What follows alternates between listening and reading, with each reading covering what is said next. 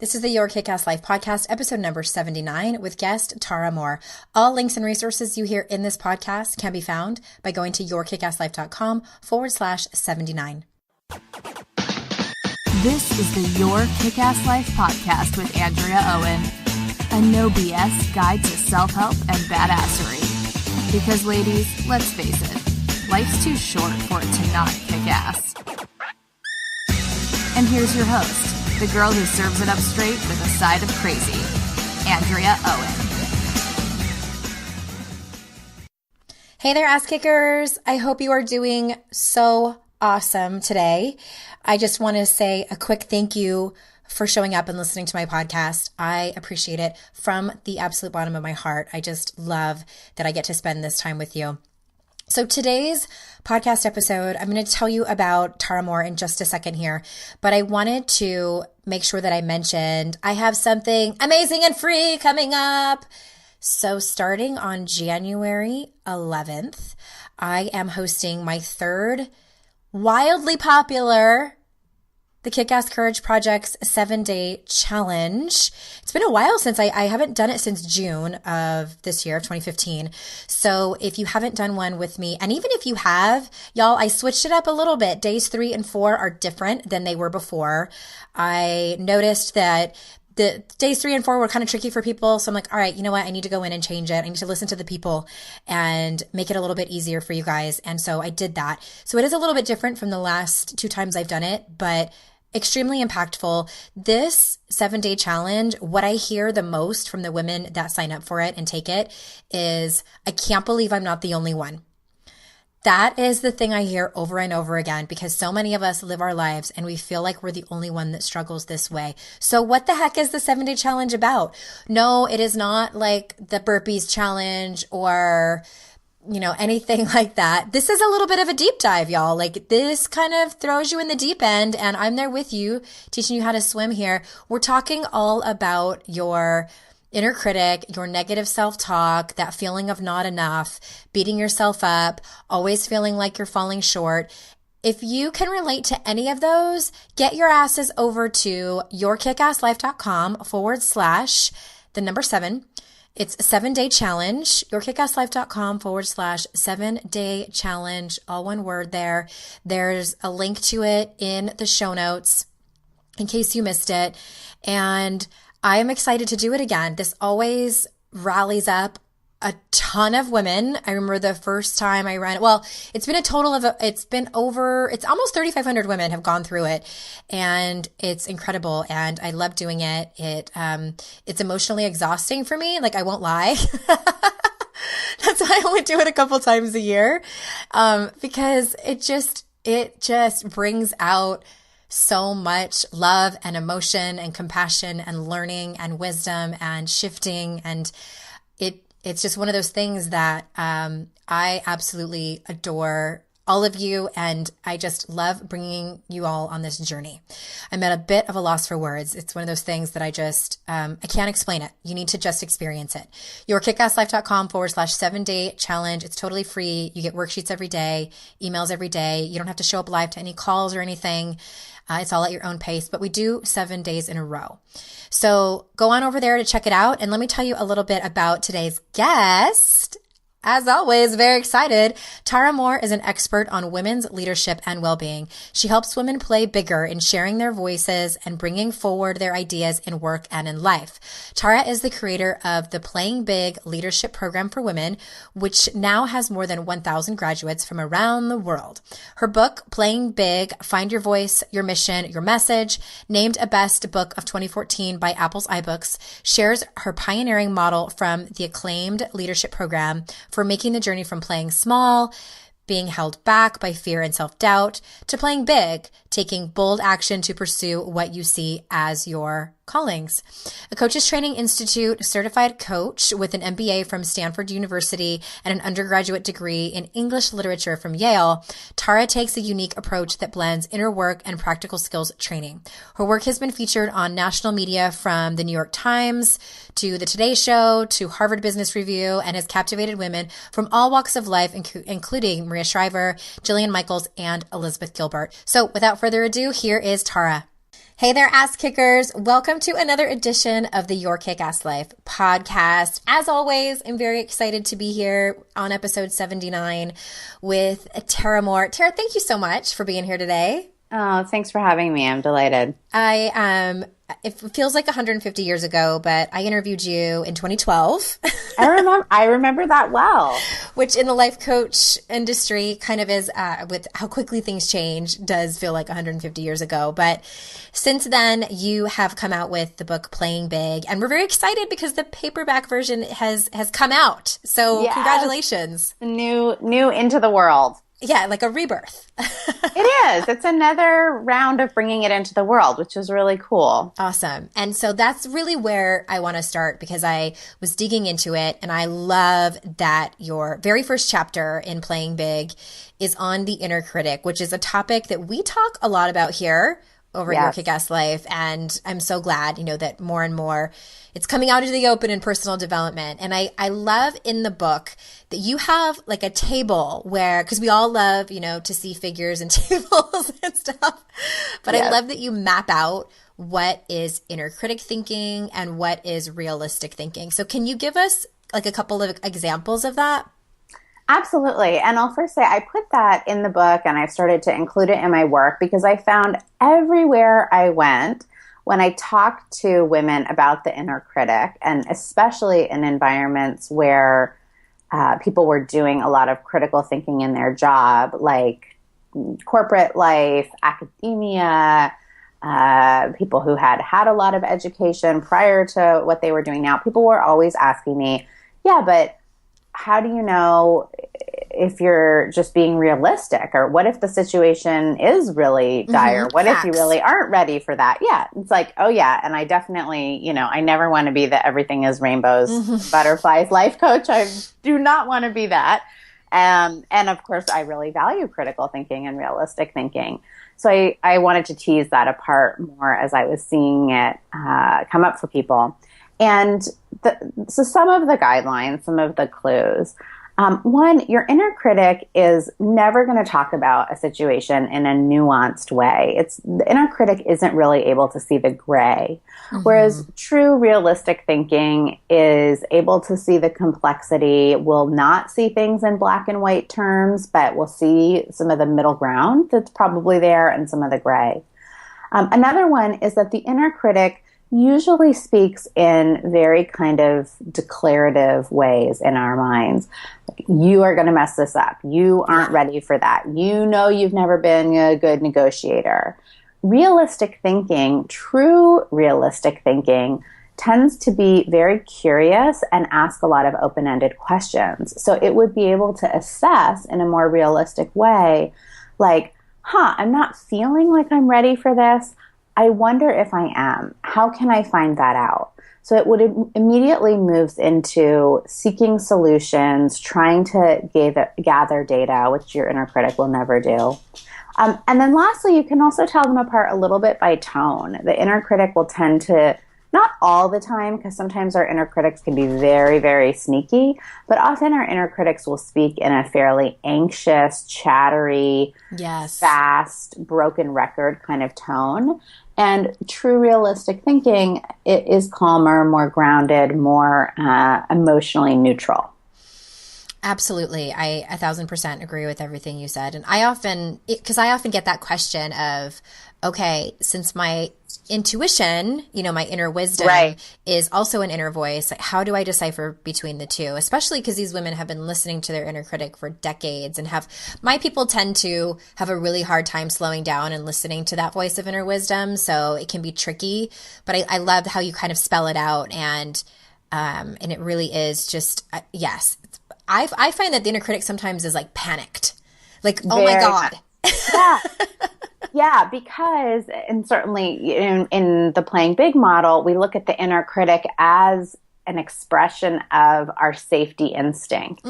And so there's always, for any time that you think you're hearing your inner critic, you can always ask yourself, like, what would my safety instinct be worried about in this situation? Right. And a lot of times then you can, to give an example, for me, when the book was coming out last fall, about a month before it was going to be out, I received an email from my editor at Penguin, at my publisher, and the email was like 1 or 2 lines long, and it said, "Great news, we've piqued the interest of the op-ed editors of the New York Times. They'd like you to write an essay based on chapter 6 for consideration for the Sunday op-ed page."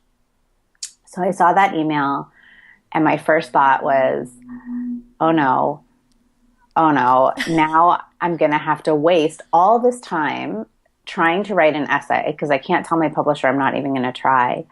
I'm so busy with the book launch, and I'm going to have to spend all this time writing an essay that obviously is never going to be published, because people who write for the New York Times sound like grown-ups when they write. Mm-hmm. And Tara, you've never sounded like a grown-up when you write.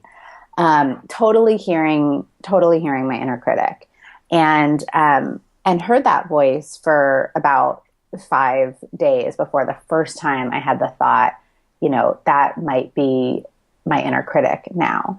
And when I asked myself, like, well, what would my safety instinct be concerned about? Because I honestly couldn't see it in the moment. I was like, that's not my inner critic. That's true. Like, this is true. And I was like, they're very convincing, aren't they? Yeah, so convincing. Then I was like, is there anything my safety instinct might be worried about here? And then it was like, oh, of course. Like, this is kind of like our emotional safety instinct. This is kind of like a worst nightmare moment for that part.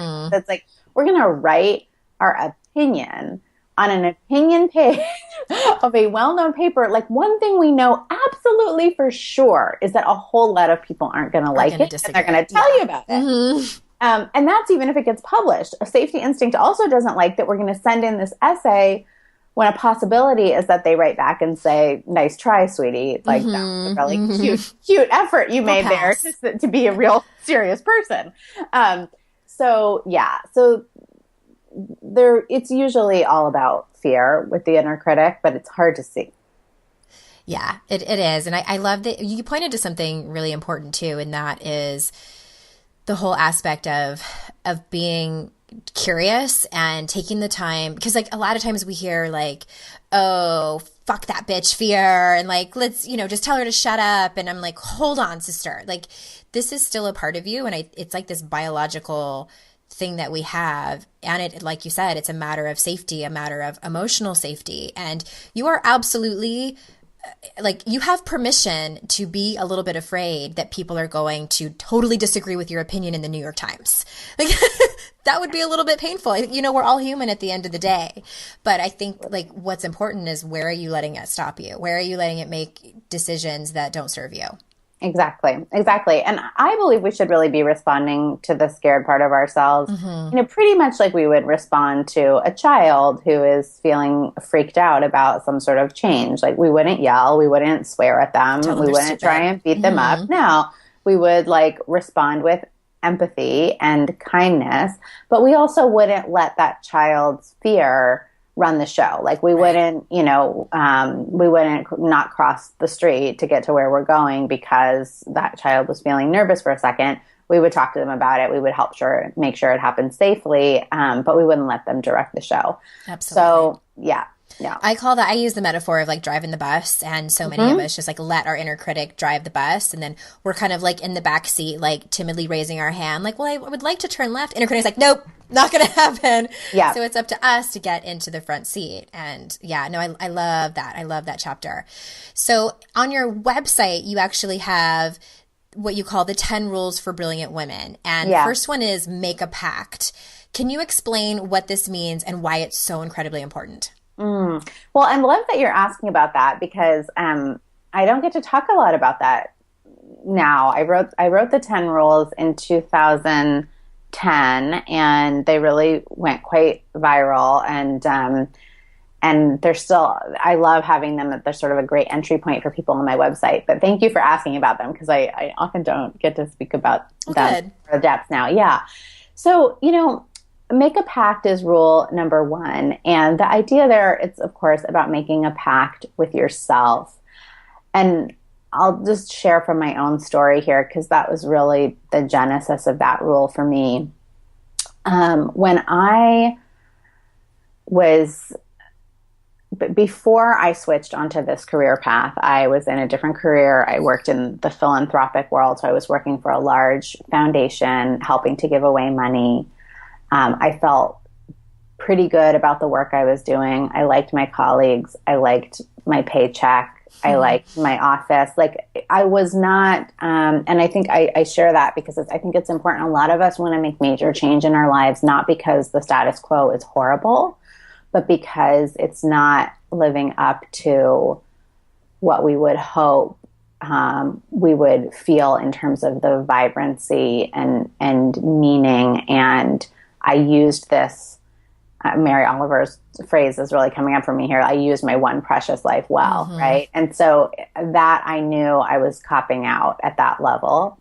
And that started to get clearer and clearer and started to be more painful to me that it's like, where did the Tara go that grew up loving theater, loving being on stage, loving being on camera, loving dance, loving writing, wanting to do something creative, wanting to do something entrepreneurial?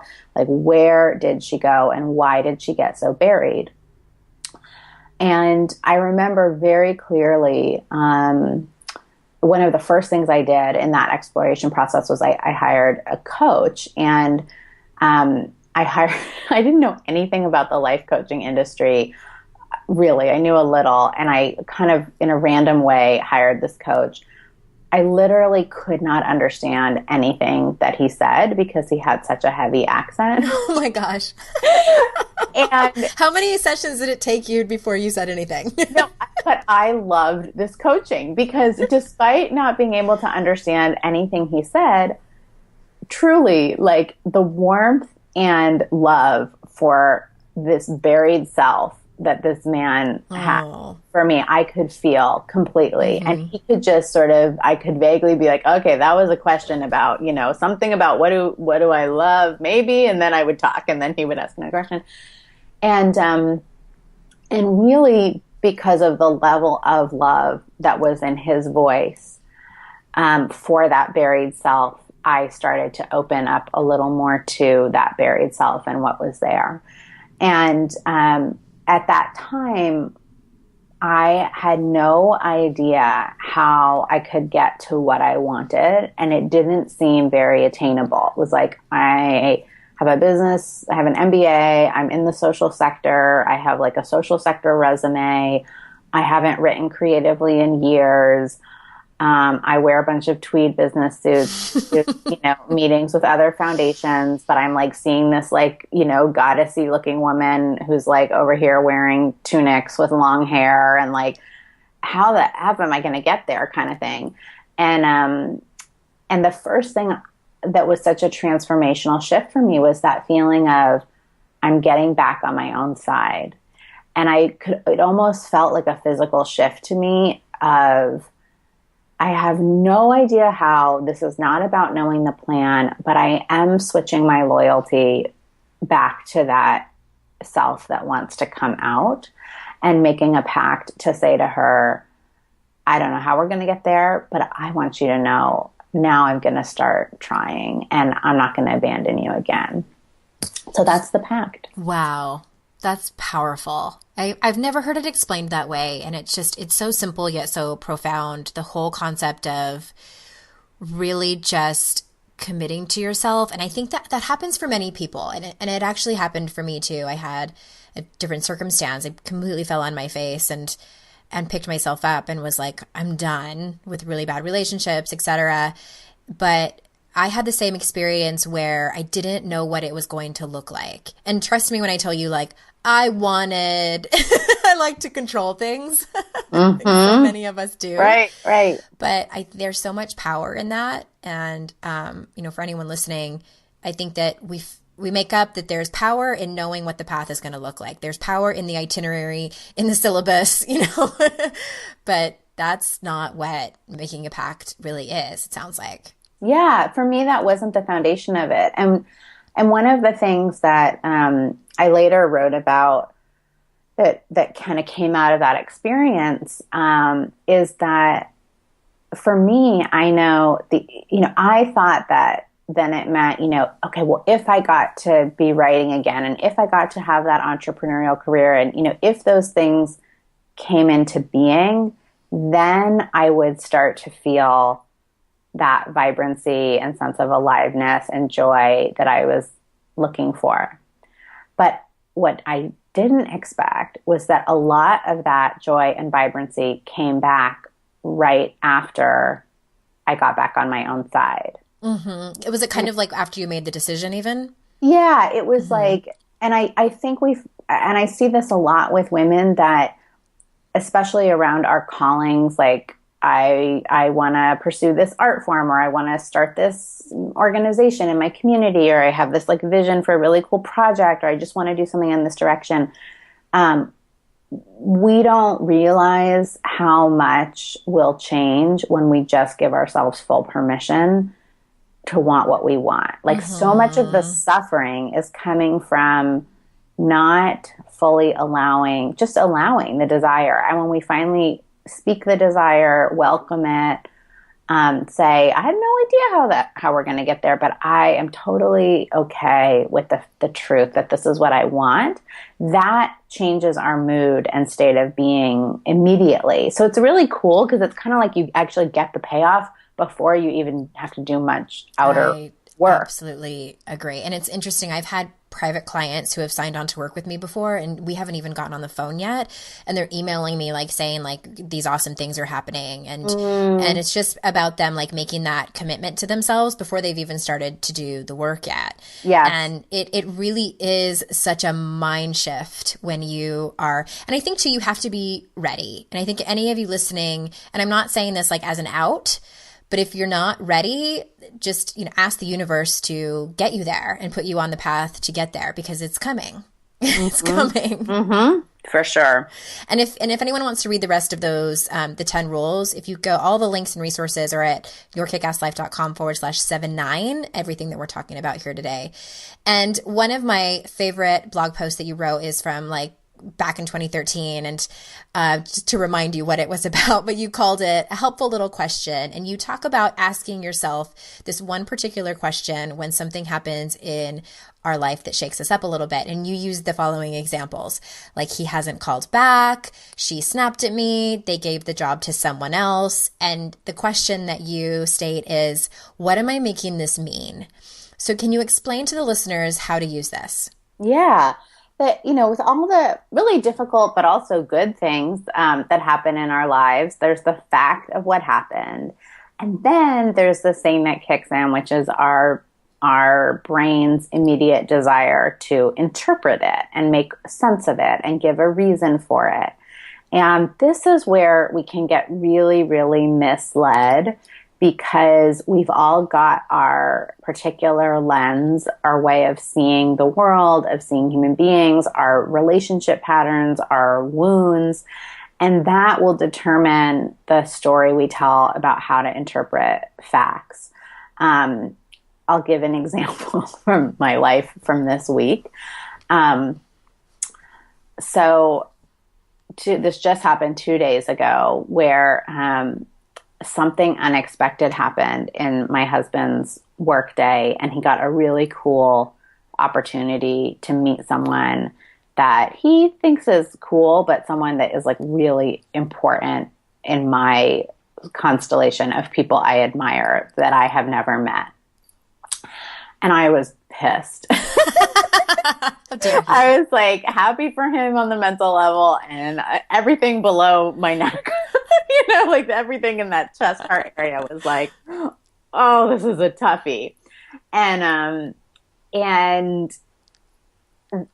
then that, he got hung up late at the thing he was doing, and I was home in the afternoon, and I was, with, doing stuff around the house and like with our wonderful child. And I have a story that, is informed by the way that I grew up, and that's informed by so many images in our culture, which says like somehow along the way, my career is going to fall behind, and somehow his is going to get to become more important. Because I feel like I've watched that happen to so many couples, even when they had the best of intentions otherwise. And so I started to make this incident mean that was happening. It's like he got to do this cool thing and I'm at home.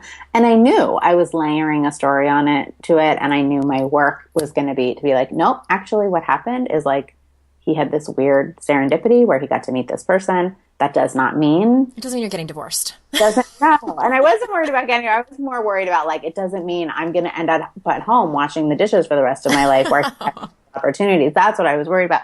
So that's my story. And that's what I made it mean. And it doesn't mean that. And so, always looking at what is the neutral fact of what happened, and then really untangling that from the interpretation and being very skeptical about your interpretation. And sometimes we have to do a lot of processing, around writing our interpretation, saying it to a listener who can help us sort through it, in order to, see that it's not the truth. Mm-hmm. Yeah, I call that catastrophizing. And I think so many of us are just like the mayors of that town. Yes, and for sure. Yeah, I mean, my gosh, I've like planned my own funerals before, like within like 30 seconds in my mind, based on like one seemingly not related event. One twinge in your elbow. Right, It could be something very serious. Like, who would show up? Like, what music would they play? Right. But yeah, I totally get that. And sometimes for me, it's just a matter of getting really curious and asking myself, what if it didn't mean anything? Like, or what if it just wasn't a big deal? That was like one of my favorite questions that one of my favorite private coaches asked me, because I would be really dramatic about it. And like you said, like making up that I was just going to be washing dishes 24/7. And like, what if it wasn't that big of a deal? What if he just was going to go meet this really cool person? Right. That's it. I mean, the reason that, and sometimes with the speed that life moves at, we want to just like realize, okay, I'm making up a story. It doesn't mean that, move on. But the opportunity, I think, is there to look at the story, because if a specific incident brings it up, it's probably a lens you're wearing that you're seeing a lot of your life through. Mm-hmm. So it's actually a great opportunity for growth to bring up, like, what is the interpretation?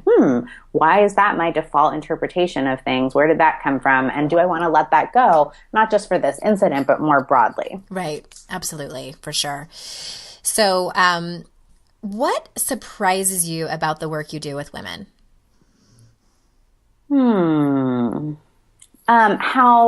How similar everyone's challenges are across age, that I see senior, people are always like, often when I go into a corporate environment or an organization to speak, they're like, well, this is, the age cohort of the women. Like, so can you gear your remarks towards mid-managers or executives or women starting out? And I am pretty surprised that, as I've taught the Playing Big course over the years and been sharing this work, people are grappling with the same issues. Yes, they are. At every stage, in every part of the world. Of course, there's diversity based on what's happening in our country, but there's a huge commonality.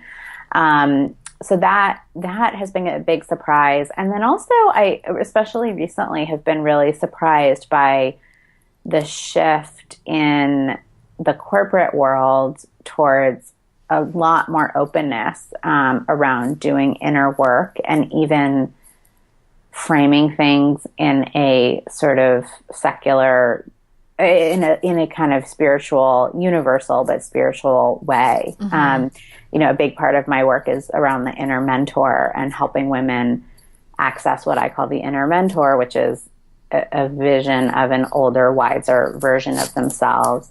And we access that through a guided visualization and meditation. And people are often very moved by what they see. And it has a really spiritual quality to it. Because it's really not about accessing your fantasy of who you hope you'll be in 20 years, but really like your kind of inner wise woman and your essential self. And the appetite that, I'm hearing for people who want to bring that into corporate workshops, and the embrace of it when we do, it's just been really surprising. So I think, I know a lot of entrepreneurs and coaches that are probably listening from your community. We have our stereotypes about, what it would look like to do work in a corporate arena. And I think those are really worth examining. Mm-hmm. Absolutely. I love that. Like that, and I'm well aware of that too. And that makes me so damn excited. Yeah, it's really exciting. We are experiencing a cultural awakening, and like that makes me like giddy. Like, I mean, even 5 years ago, I mean, I launched my official business in 2010, and back then people didn't know, like most people didn't know what a life coach was. And now in 2015, they might not know exactly what happens in a coaching relationship, but they've heard of it. Yeah. And they probably know someone that is one. Yeah. Or is like in training or something like that. And so it's very exciting that I think it's becoming more mainstream. Yeah, it really is. Oh, thank God. I know. Well, because you really came out of corporate, right? So you probably really feel like you saw the other side of that. Yes and no. I mean, I wasn't deep in it. Like I had just started. My background is the fitness industry, and I was both, like I worked on the gym floor, and then I was in corporate. I worked for the American Council on Exercise. Their corporate offices are in San Diego. And even before that, I was in fashion merchandising, and I worked in a buying office as a assistant buyer, which was the worst job I ever had in my life. I'm thankful for it because we all need to have those. It helped. It was like The Devil Wears Prada, that movie, but in the surf industry, and it made me well aware of how to not treat people in a company. Yeah, and that shit rolls downhill. And it was, and this is interesting just about corporations while we're on the topic of this, and it was definitely an example of how to motivate people through fear and just guilt and shame and all of those things that can change behavior on a dime and can generate revenue, but will destroy people's souls. Yeah. And it was a huge taste of that. And I looked around the company and just thought, I don't want to see myself here in 20 years. I don't care how much money I could possibly make. And I ran. But I know not all companies are like that. And that's why I'm glad that companies are seeing the benefit of personal development within their corporation and seeing the benefit of vulnerability and looking at failure as an opportunity. And because you can't have growth and creativity and innovation without letting your people be vulnerable. And that's like on a personal level, that's what's difficult for so many of us. And so I love to ask this question of all my guests because we love just the element of common humanity. And so of all the tools that you teach, what is the hardest topic in your life? So like what part of your life do you still have to pull out your tools the most? Yeah. Well, it changes. But I think for me, it would still be inner critic stuff. It's just that I keep graduating, through levels of what my inner critic would think I'm not capable of. So whereas in the beginning it was like, can you write anything decent at all? And the fear about putting anything out there, then, over 5 years that changed to like, okay, like, well now, the New York Times op-ed page scares me a little, but lots of other writing things didn't. And so I feel like that there's just a playing big edge that for me has to do with the level of visibility, the level of prestige that I perceive from the venues that I'm, being connected to. And my inner critic will still come up and it'll usually say like, your message isn't clear enough for that. You need to go home and think about that more. Your work wouldn't make sense to that audience or in that context. Those are some of the things it says. And it's always wrong, but it's still a challenge to not get delayed by it. And that's the other thing I think with inner critic work, we're not trying to, we talked about, we're just trying to take it out of the driver's seat. I also think we're not always going to be able to take it out of the driver's seat immediately. Mm-hmm. But there's a huge difference between taking it out of the driver's seat after realizing, oh my gosh, this thing has been driving this on this topic for 5 years. That's really different than, this opportunity came up a week ago. I realize I've been in self-doubt and being run by the inner critic for the past 7 days. And now I'm going to do some inner critic work and use some of the tools and relate to this opportunity differently. Like we have enough time in our lives to be delayed by 7 days. So Right. I think that's, with all of this work, all of this inner growth work, it's so important to remember we're not trying to become perfect. We're human, but we're trying to, when we fall out of the light and we fall out of our strength, we're trying to notice that sooner and then have some tools to course correct. Absolutely. I always say, like, the goal isn't to get rid of it. The goal is to be able to manage it. And the biggest part of that is awareness. Yes, absolutely.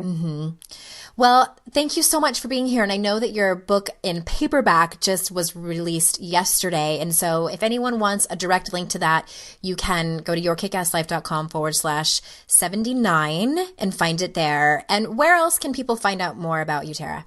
Yeah, you can come over to taramohr.com, TARAMOHR.com. There's a lot of great free resources there. As you've mentioned, I love to blog, so there's lots of great articles. There's a 10 Rules for Brilliant Women workbook that you can download. And then, and the paperback is just out, and it has a new cover, and it has a new subtitle, which I'm very excited about, which is Practical Wisdom for Women Who Want to Create, Speak Up, and Lead. Has a beautiful quote from Elizabeth Gilbert about the book on the cover that we're so grateful to have, and really excited to be bringing it into the world. Well, thank you so much for being here. Everyone, please run out and read everything Tara writes about. She's brilliant. And thank you again so much for being here. And until next time, everyone, we will see you out in cyberspace. Bye-bye. Thanks. Bye, everyone.